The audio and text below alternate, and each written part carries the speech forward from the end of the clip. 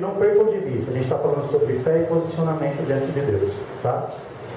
Eu só vou pedir para os irmãos a atenção dos irmãos. Evitem agora tomar água, ir ao banheiro, conversar com o irmão que está do seu lado, e preste atenção, porque o Senhor ele tem uma palavra para nós aqui, amém? Quero convidar os irmãos a abrirem suas Bíblias, o livro de Jonas, capítulo 2. Nós vamos ler agora aqui de versículo 1 até o versículo 10. Lembre-se que nós estamos falando sobre fé e posicionamento.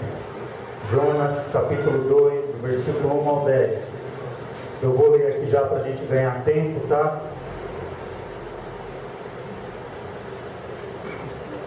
Diz assim: E orou Jonas ao Senhor, seu Deus, das entranhas do peixe. Disse: Na minha angústia clamei ao Senhor, e Ele me respondeu do ventre do inferno. Gritei, e Tu ouviste a minha voz. Porque Tu me lançaste no profundo, no coração dos mares, e a corrente me cercou. Todas as Tuas ondas e as Tuas vagas têm passado por cima de mim. E eu disse: Lançado estou de diante dos Teus olhos. Todavia, tornarei a ver o templo da Tua santidade.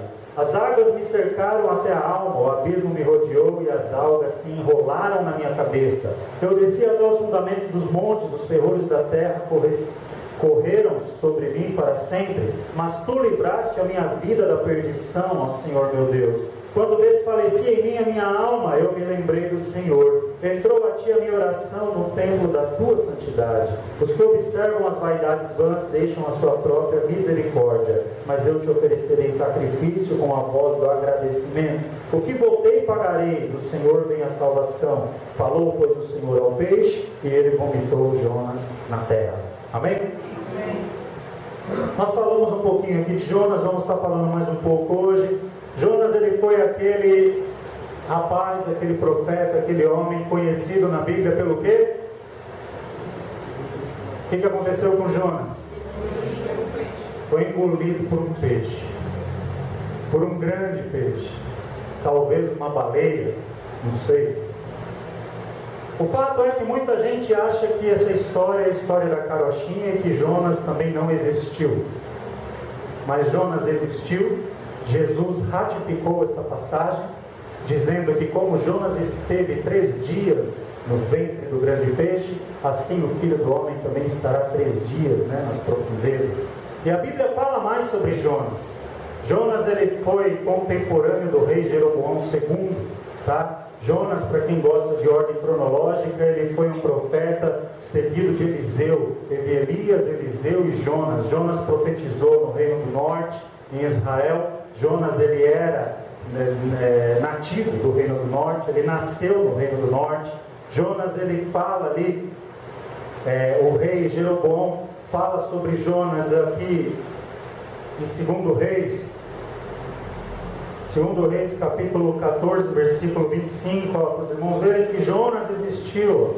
Também se restabeleceu os termos de Israel desde a entrada de Amate até o mar da planície, conforme a palavra do Senhor, Deus de Israel, a qual falara pelo ministério do seu servo Jonas, filho do profeta Amitai, o que era de Gat-Hefer.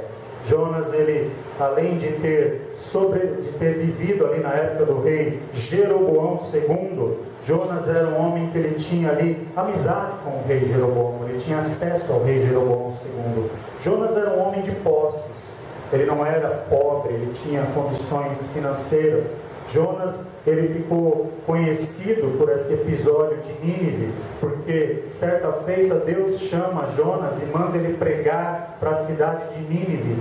E Deus fala a Jonas: olha, vai até a grande cidade de Nínive e prega contra ela. Ele ia para a cidade de Nínive levar uma palavra de juízo.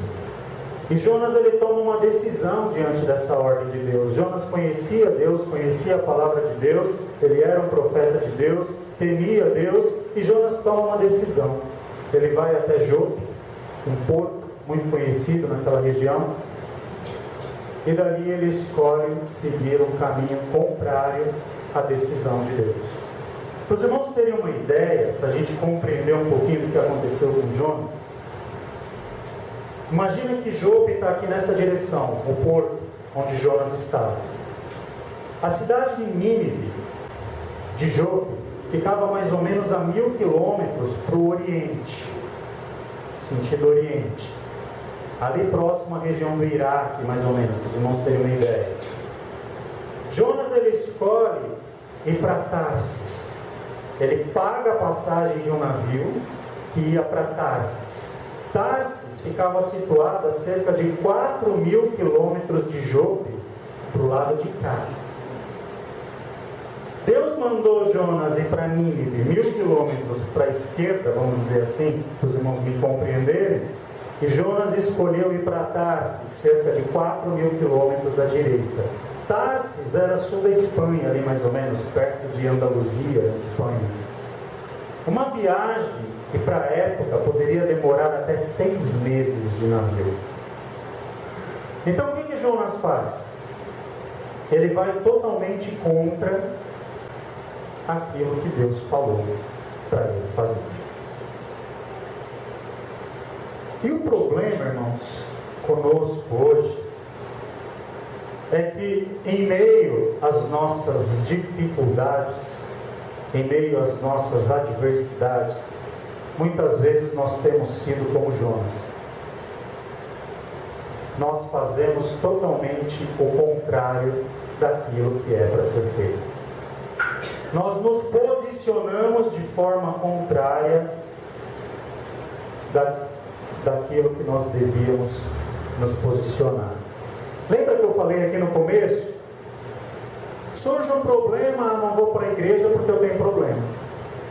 Quando que a primeira coisa que deveria nos vir à mente é: eu preciso correr para a igreja porque eu estou com um problema.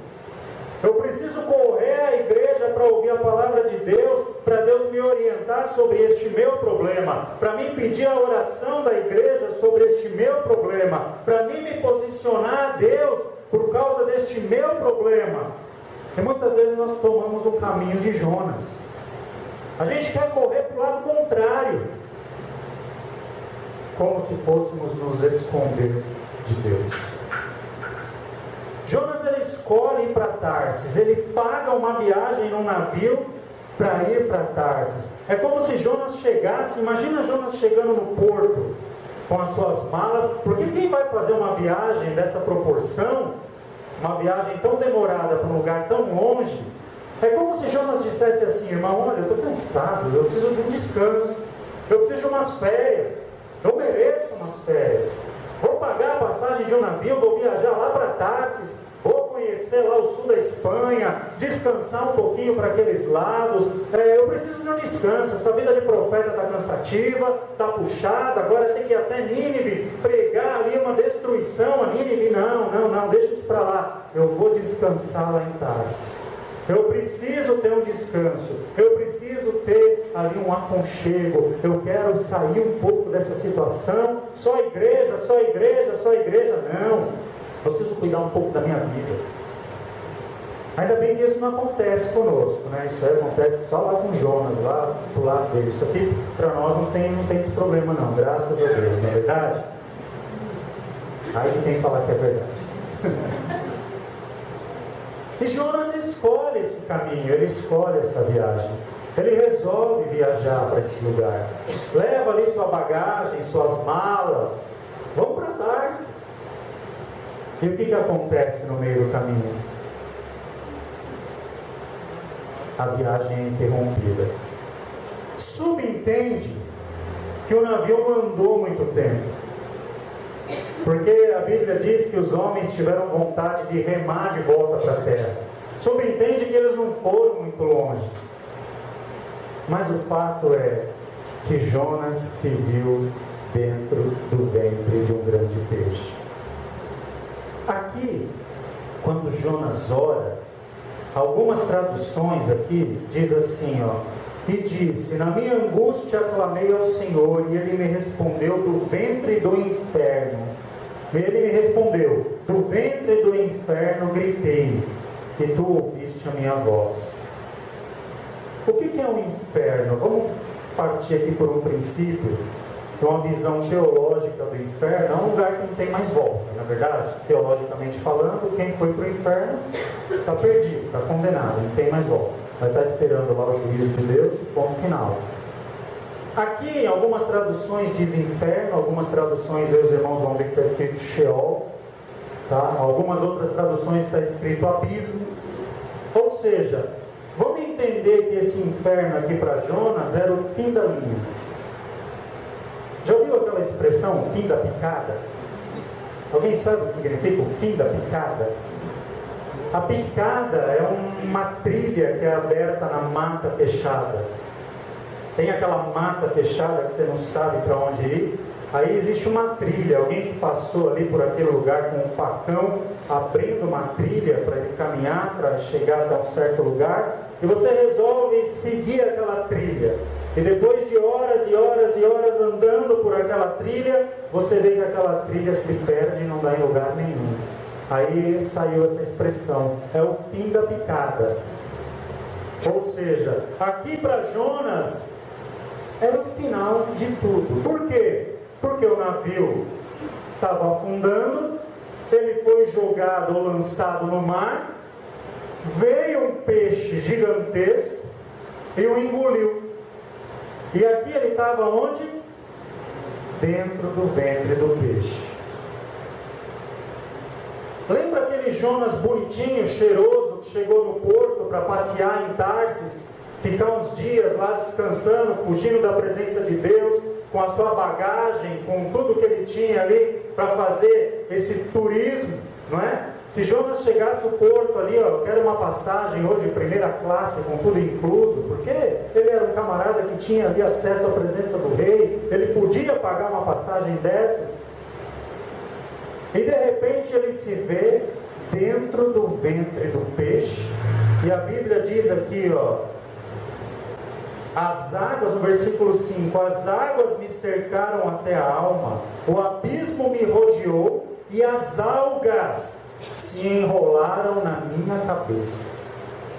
Será que Jonas estava confortável dentro da barriga do peixe? Tudo enrolado de alga, a roupinha bonitinha e cheirosa de Jonas fedendo, porque peixe cheira forte, na verdade.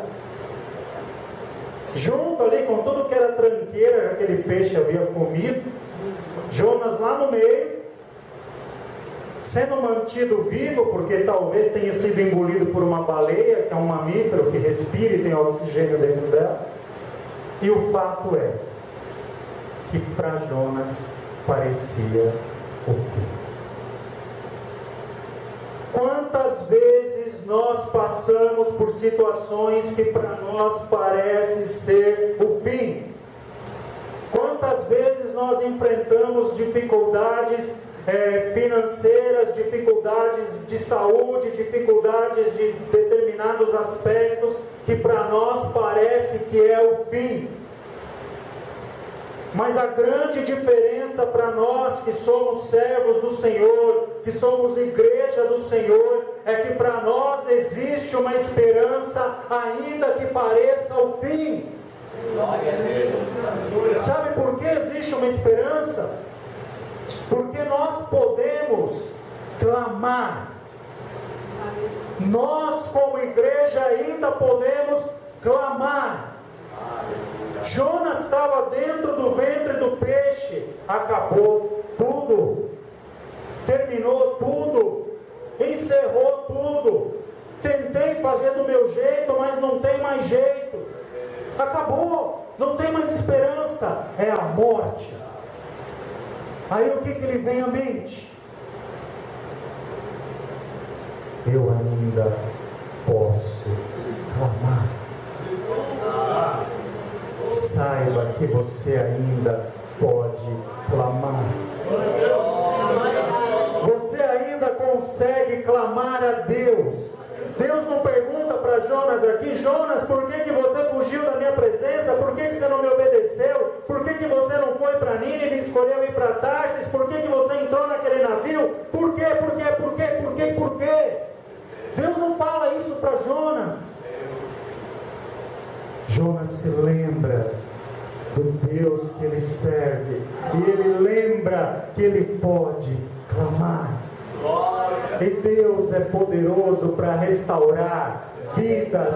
Deus é poderoso para restaurar ministério. Deus é poderoso para restaurar famílias. Deus é poderoso para restaurar saúde. Deus é poderoso para restaurar o teu emprego, a tua empresa, o que você precisar. Nós não servimos um Deus que não tem poder de fazer as coisas, não. O nosso Deus, Ele é Criador. Essa terra pertence a Ele. Tudo veio das mãos dEle. Tudo foi Ele quem fez. Ele formou, Ele criou. Ele é Senhor absoluto de todas as coisas. Glória a Deus. Ele pode mudar qualquer situação. Eu não estou falando aqui de situação humana. Eu estou falando aqui de causas impossíveis.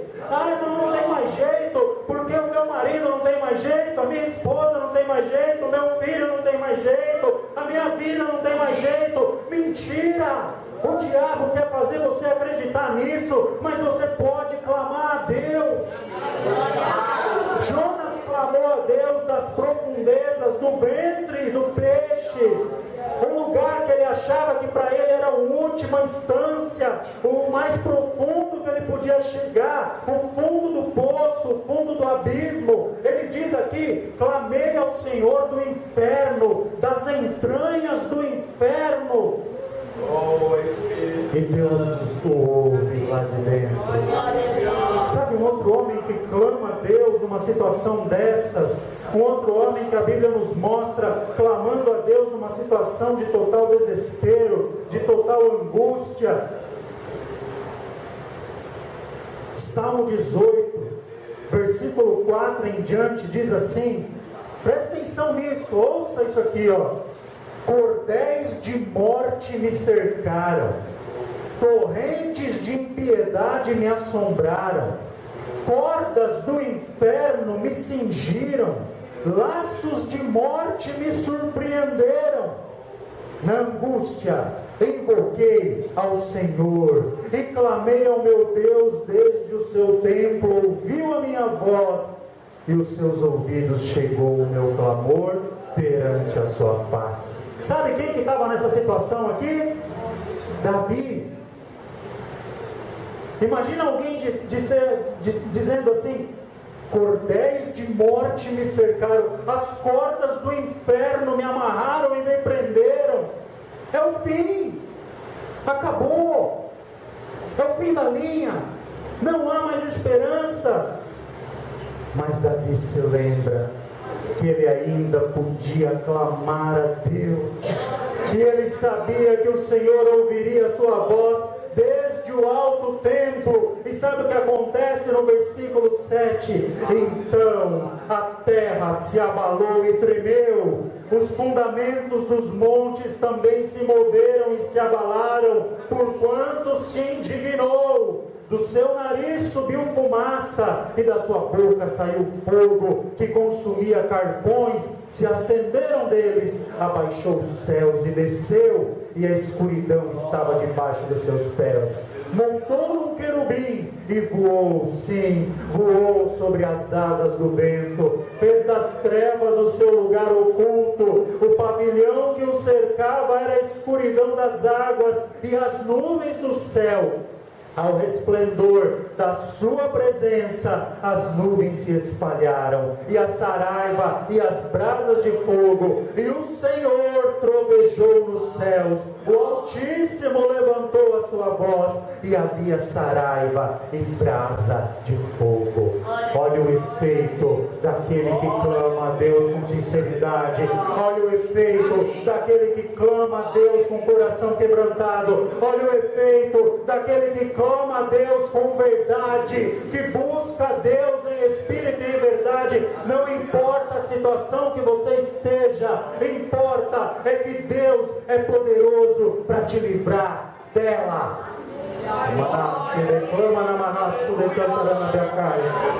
Ainda que pareça ser o fim, você pode clamar a Deus. Ainda que tudo diga o contrário, você pode clamar a Deus. Ainda que você tenha errado, ainda que você tenha parado num lugar por desobediência, ainda que você tenha tomado uma direção contrária na tua vida, que possa ter te trazido prejuízos, O Senhor é aquele que restaura as nossas vidas. O Senhor é aquele que nos coloca de volta no caminho que nós temos que percorrer. O Senhor é aquele que ouve o nosso clamor. Amém.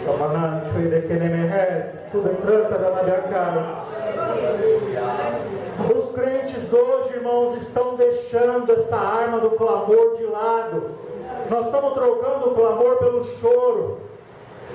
Nós estamos trocando o clamor pelo sentimento de impotência, de incapacidade. Não consigo, não posso, não vai dar. Nós estamos trocando o clamor por ficarmos prostrados. Nós estamos trocando a situação de clamor pela covardia.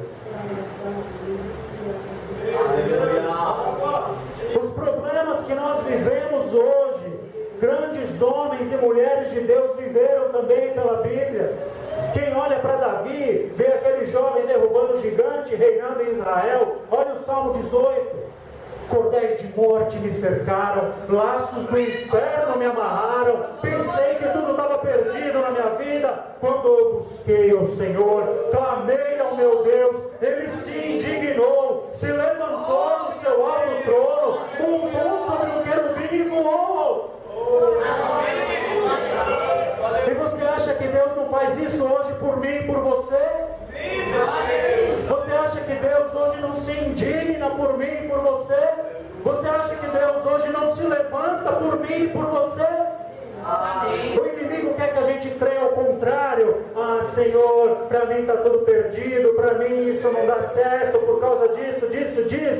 A Bíblia diz que um coração quebrantado e contrito não rejeitará o Senhor. Basta nós nos consertarmos com Deus. Eu preciso o quê? Clamar, reconhecer: Senhor, eu reconheço a minha dependência de Ti, eu reconheço que eu preciso de Ti, eu reconheço que eu posso ter chegado até aqui. Talvez essa situação para mim seja o fim da linha, seja um abismo, o final do poço, o pulo do poço, mas o Senhor, com as Suas mãos de poder, é poderoso para me levantar, para me tirar dessa situação, porque a Bíblia diz que o cair é nosso. O cair é do homem e o levantar é de quem? É de Deus. É de Deus. Deus tem prazer em nos colocar em pé. Quando o anjo chega a Daniel, ele olha para Daniel: filho do homem, põe-te em pé, porque aí eu falarei contigo. Tu és muito amado de Deus. No princípio das tuas orações eu saí para vir te trazer a resposta. Deus se alegra no nosso posicionamento. Fé e posição diante de Deus. Fé e posição vão fazer a diferença na sua vida. Fé e posição inabalável diante de Deus. Mas ainda, Senhor, que tudo pareça ao contrário. A Bíblia diz: ainda que os montes se abalem pela sua braveza, ainda que os montes rujam, ainda que seja lançado no meio do mar, ainda que tudo desmorone, todavia confiarei no Senhor, exultarei no Deus da minha salvação. Não seremos confundidos, não seremos abalados, porque o Senhor é aquele que nos sustenta.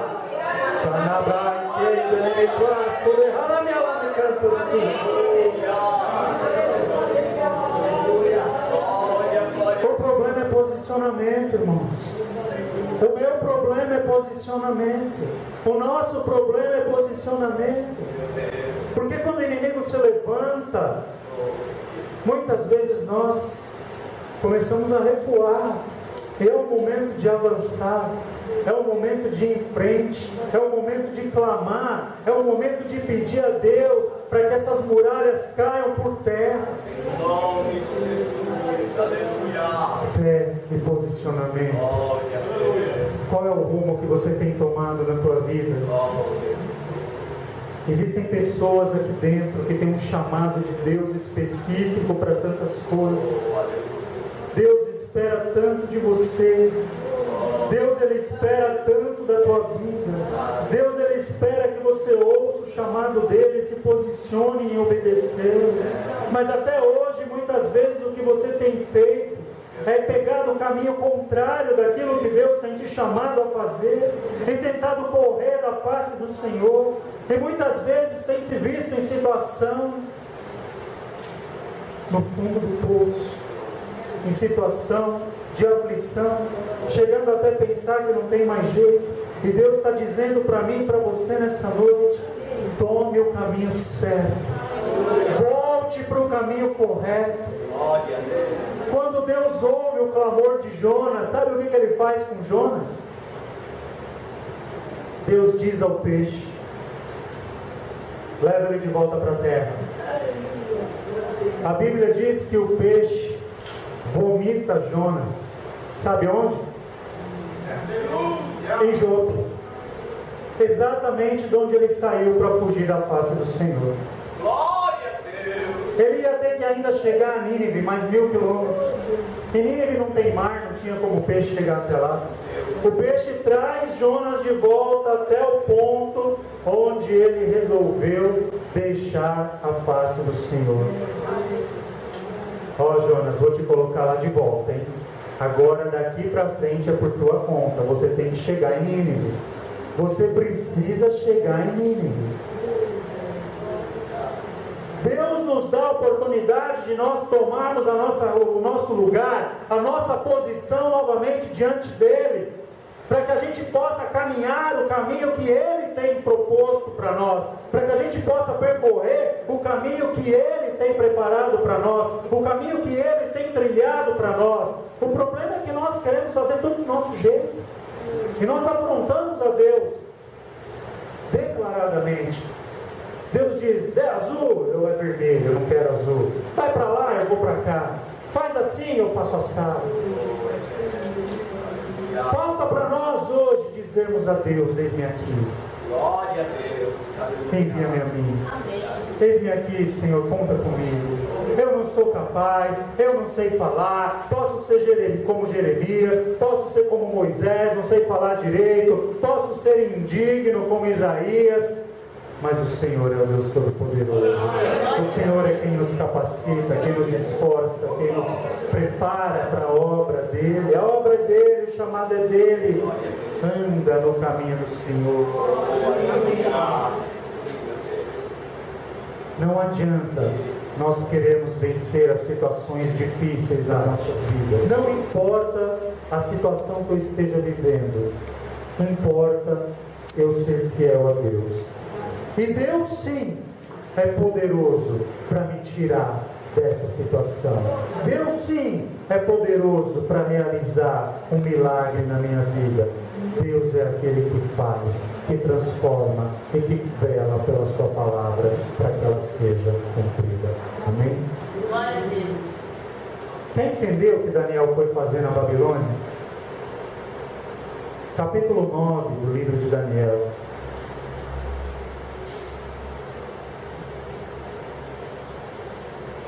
Versículo 2 em diante. No ano primeiro do reinado, eu, Daniel, entendi pelos livros que o número de anos de que falou o Senhor ao profeta Jeremias, em que haviam de acabar as assolações de Jerusalém, era de 70 anos. E eu dirigi o rosto ao Senhor Deus para o buscar com oração, roucos e jejum, pano de saco e cinza.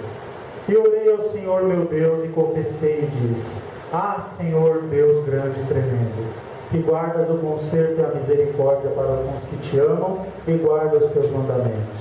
Pecamos, cometemos iniquidade, procedemos impiamente e fomos rebeldes, apartando-nos dos teus mandamentos e dos teus juízos.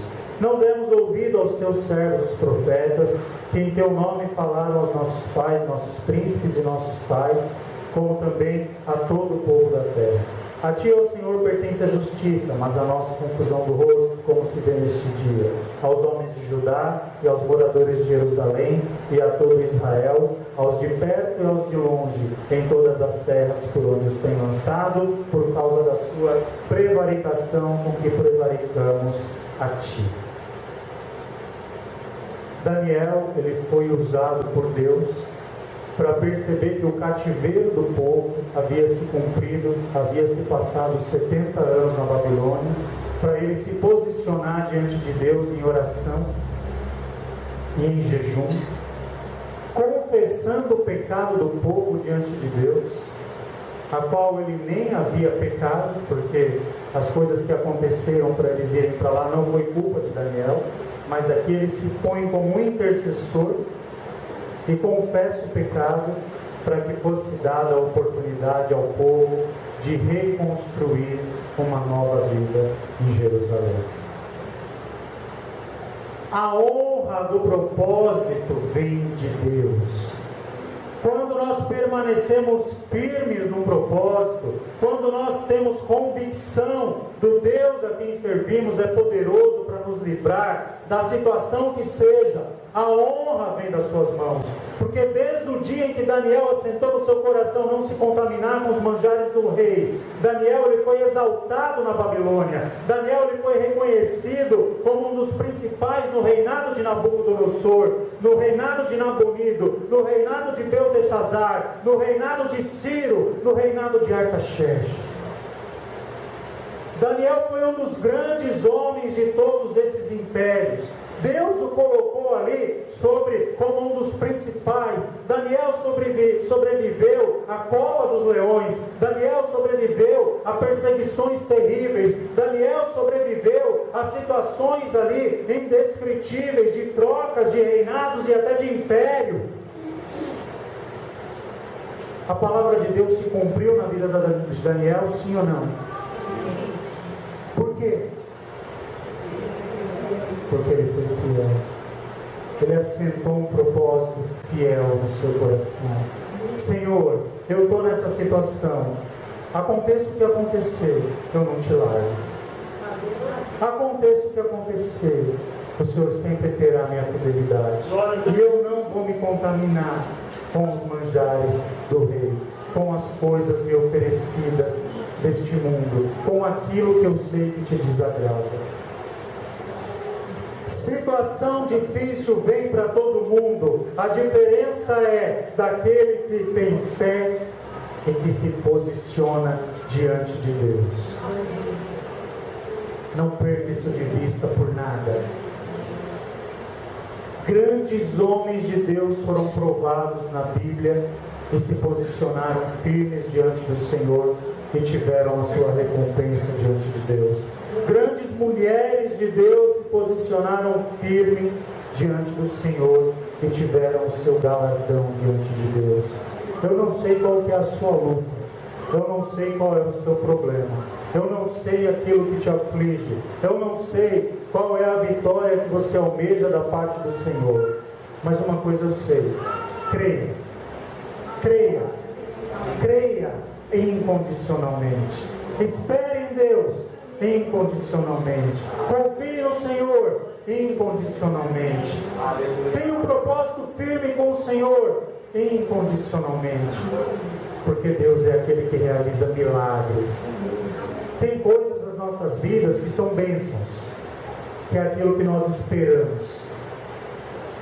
Agora tem coisas que Deus faz nas nossas vidas que são milagres, é aquilo que é impossível que você vive, porque Deus ele é fiel, Deus não muda, Deus é abençoador e galardoador daqueles que o buscam.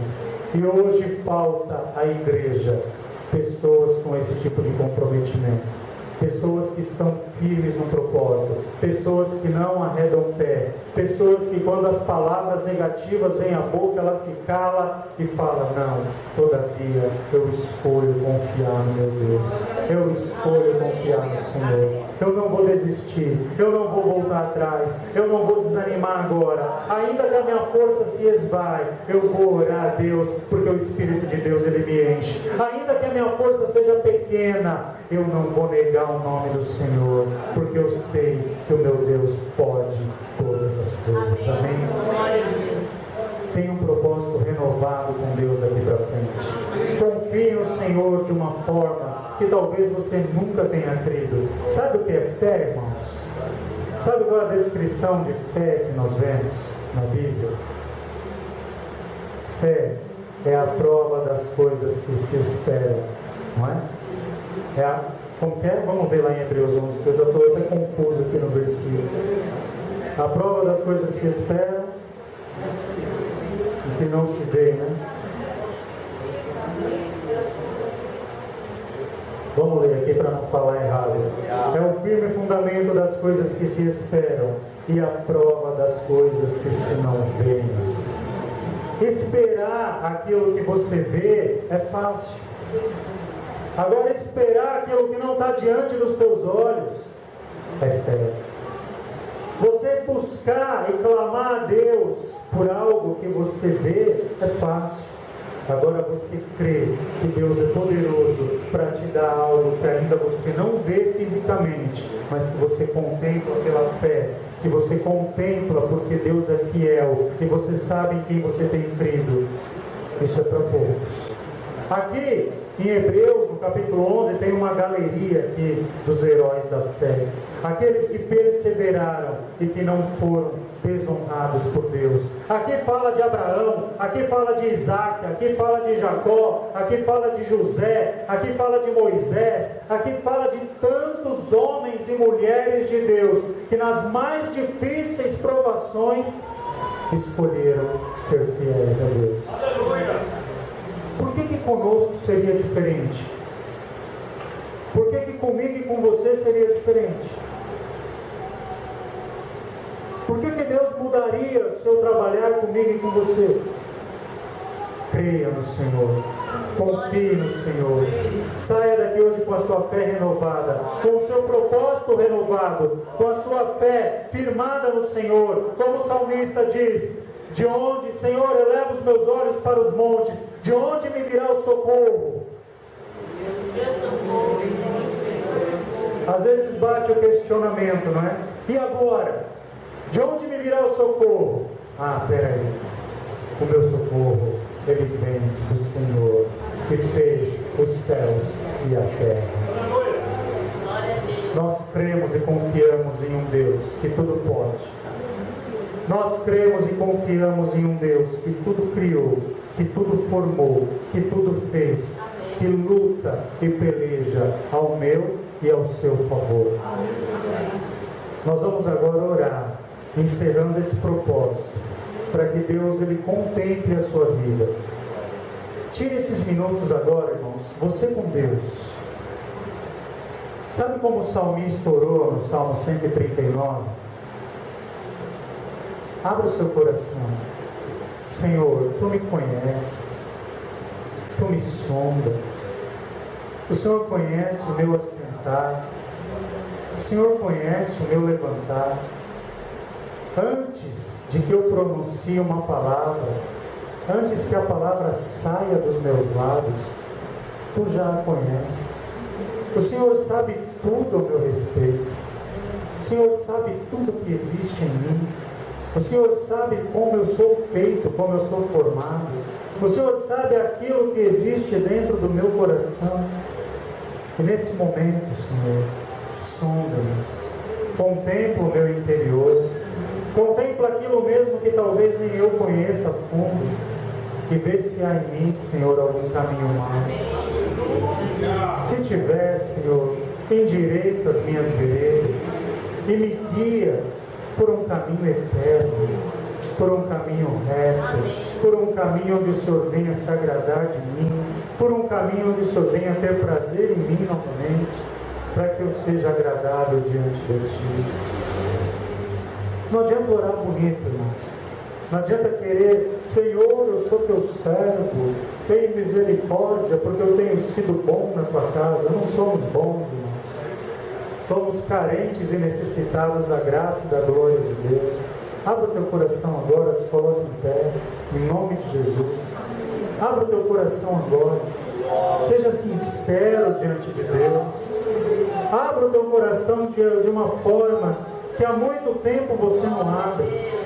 Fala com o seu Deus, como um Pai amoroso, que deseja te ouvir, que está aqui para contemplar a tua petição, que está aqui para contemplar a tua necessidade, que está aqui para enxergar as tuas aflições, as tuas angústias, aquilo que tem te feito mal, aquilo que tem te gerado muitas vezes tristeza, muitas vezes tem que querer querido, assim te desmotivar, te fazer parar, abre o coração agora para Deus. Deixa Deus sondar dentro de você. Começa a orar agora nesse minuto. Vai orando a Deus. Senhor, contempla, Senhor, as vidas aqui presentes, Senhor. Vai abrindo o seu coração a Deus neste momento.